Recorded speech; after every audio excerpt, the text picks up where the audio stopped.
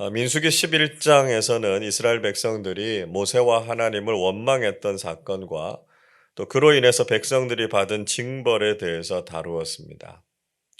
이스라엘 백성들이 원망하게 됐던 결정적인 계기가 무엇이었습니까?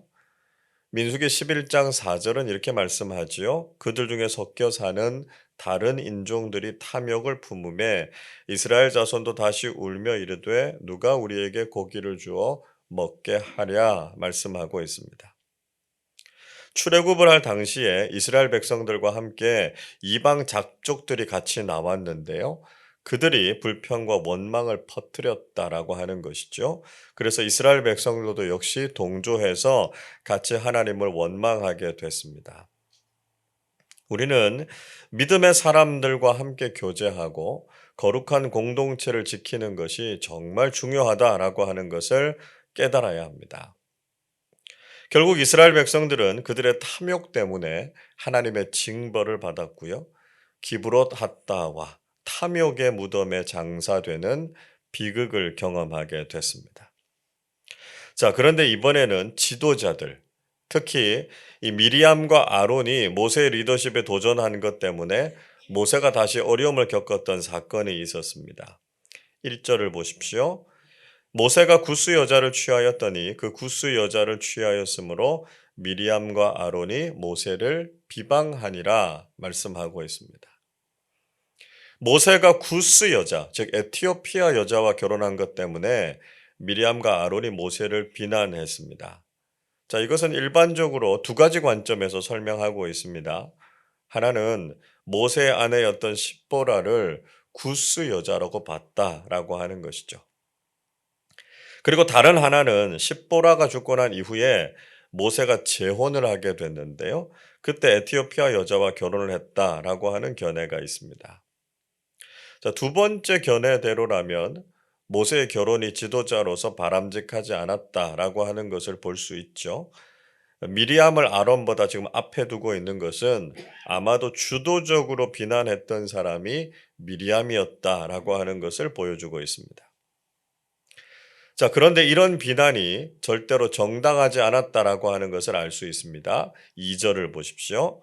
그들이 이르되 여호와께서 모세와만 말씀하셨느냐 우리와도 말씀하지 아니하셨느냐 하매 여호와께서 이 말을 들으셨더라 말씀하고 있습니다. 그들은 하나님께서 모세와만 말씀하셨냐고요? 자신들과도 말씀하지 않으셨느냐 이렇게 따졌습니다. 만약에 그들이 모세의 결혼을 문제 삼았다면 그 결혼에 대해서만 비판하고 잘잘못을 가렸어야 했을 것입니다. 그러나 이들은 모세 리더십 자체에 대해서 도전했고요. 자신들도 모세와 같은 영적인 권위가 있지 않느냐 이렇게 주장했다라고 하는 것이죠. 자, 그러면 이에 대해서 모세는 어떻게 반응했습니까? 3절 말씀을 같이 읽어보겠습니다. 이 사람 모세는 온유함이 지면의 모든 사람보다 더하더라. 모세는 모든 사람보다 더 온유한 사람이었습니다. 그래서 그는 이런 공격에 대해서 아무런 대응도 하지 않았습니다. 그는 하나님께서 듣고 움직이실 때까지 모든 것을 참고 견뎠던 것이죠. 원래 모세는 자기 동족을 괴롭히는 애굽 사람을 쳐 죽일 정도로 아주 다혈질이었고 분노가 많았던 사람이었습니다. 그러나 출애굽의 지도자가 된 모세는 그런 비난에도 대응하지 않았고요. 오히려 온유함으로 참고 인내하는 사람이 되어 있었다는 것이죠. 여러분, 영적 지도자들은 종종 터무니없는 일로 비난과 공격을 받을 때가 있습니다. 경우에 따라서는 너무 어처구니 없는 일로 모함을 받거나 오해를 받게 될 때도 있기 때문에 답답하기도 하고 화가 나기도 합니다. 그러나 이런 상황에서도 영적 지도자들은 온유함으로 대할 수 있어야 하고요. 참고 견디는 사람들이 되어야 한다는 것이죠. 디모데후서 2장 24절 이렇게 말씀합니다. 주의 종은 마땅히 다투지 아니하고 모든 사람에 대하여 온유하며 가르치기를 잘하며 참으며 이렇게 말씀합니다. 주의 종으로 쓰임 받기를 원하는 사람들은 다투지 말고 온유하고 참는 것을 잘하는 사람이 되어야 한다. 이렇게 말씀하고 있습니다. 이 온유함이 영적인 리더의 중요한 자질이다라고 하는 것을 꼭 기억해야 한다는 것이죠. 자, 이렇게 모세가 가만히 있으니까요. 이번에는 하나님께서 개입하셨습니다. 4절을 보시면 하나님께서 갑자기 이 상황에 개입하셔서 모세와 아론 그리고 미리암 세 사람을 회막으로 부르셨습니다. 그리고 5절에 보시면 하나님께서 구름 기둥 가운데로부터 강림하셔서 이 문제에 대한 판결자로 참여하셨습니다. 하나님께서는 정의롭고 공평한 재판관이 되셔서 무엇이 옳은지 무엇이 그른지를 판단하시는 분이시다라고 하는 것이죠. 하나님께서는 모세와 다른 영적 지도자들 사이의 차이가 무엇인가를 말씀해 주셨습니다. 6절에 보시면 하나님께서 세우신 선지자들에게는 하나님께서 환상으로 하나님의 뜻을 알려주시기도 하고 또 꿈으로 말하기도 하신다 이렇게 말씀하셨습니다. 자, 선지자들이 하나님의 계시를 알게 된다라고 하는 건 정말 존귀한 일이죠. 그러나 모세와는 좀 달랐습니다. 모세에게는 하나님께서 전적으로 그 권위를 위임하셨다라고 말씀합니다. 7절을 보시죠. 내 종 모세와는 그렇지 아니하니 그는 내 온 집에 충성함이라 이렇게 말씀합니다. 충성하다라고 이야기하죠. 이 충성이라고 하는 말 확실하다, 신실하다라고 하는 히브리어 단어 아만이라는 말에서 파생돼 나온 말입니다.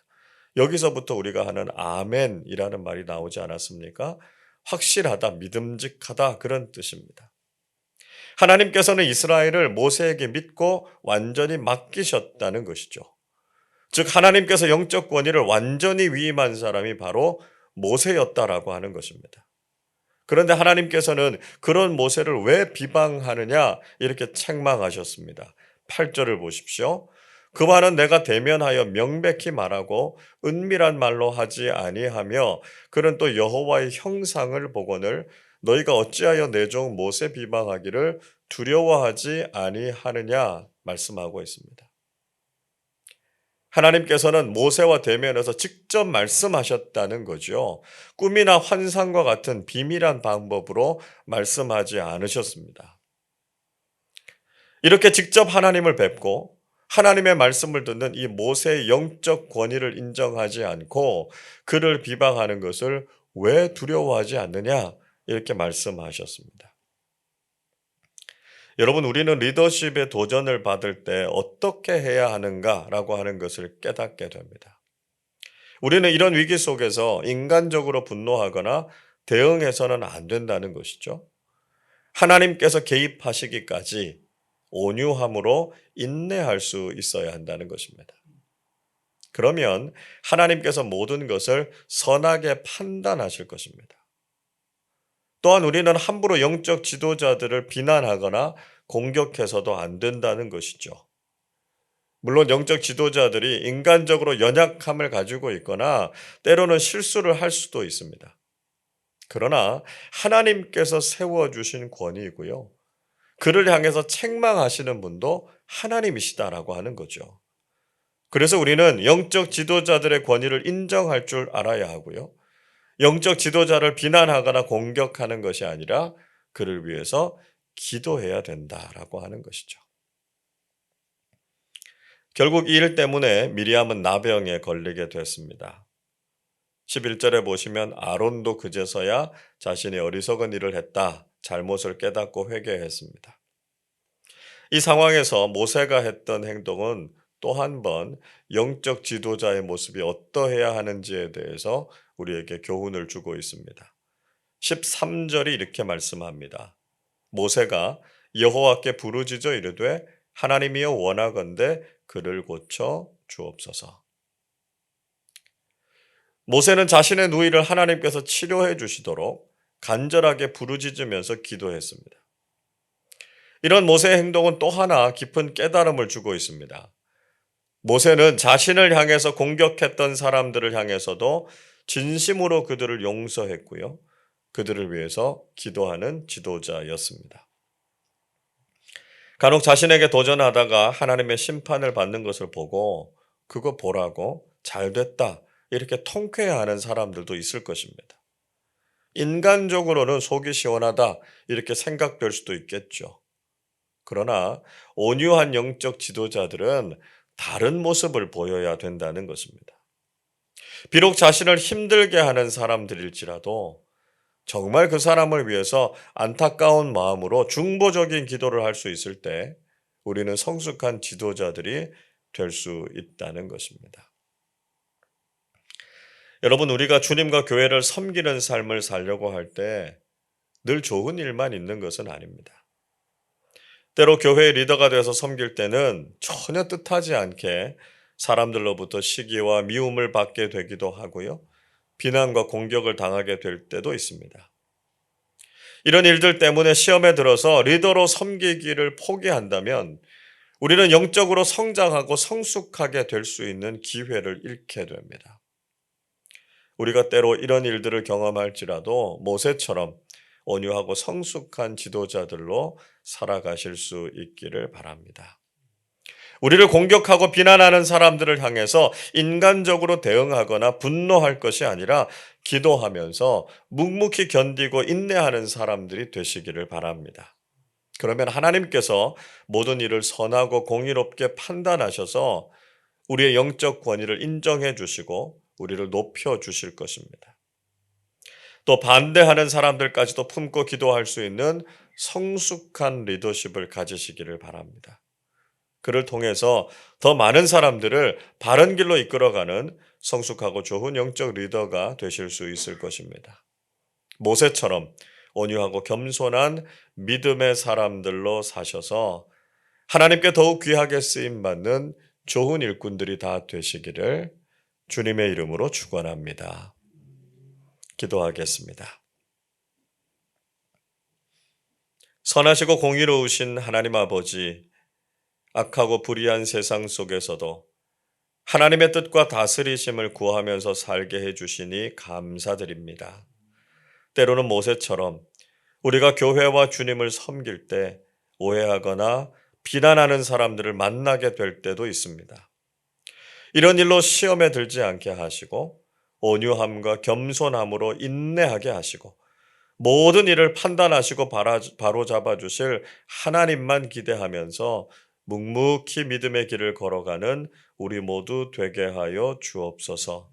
나를 공격하거나 미워하는 사람들이 있을지라도 그들을 기도와 사랑으로 품는 사람들이 되게 하셔서 우리 공동체를 믿음 위에 더욱 견고하게 세우고 다른 사람들을 변화시키는 성숙하고 좋은 지도자들이 되게 해 주옵소서. 일교차가 큰 날씨 속에 교우들의 건강과 안전을 지켜주시고 부활의 능력과 생명으로 질병 가운데 있는 교우들을 치유해 주옵소서. 저희들이 믿음으로 살아가고 하나님 나라를 소망하면서 믿음의 사람답게 살아가게 해 주옵소서. 오늘도 하나님의 말씀에 순종하고 하나님의 뜻이 이루어지는 하루 되게 하여 주옵소서. 감사드리며 우리 주님 예수 그리스도의 이름으로 기도하옵나이다. 아멘.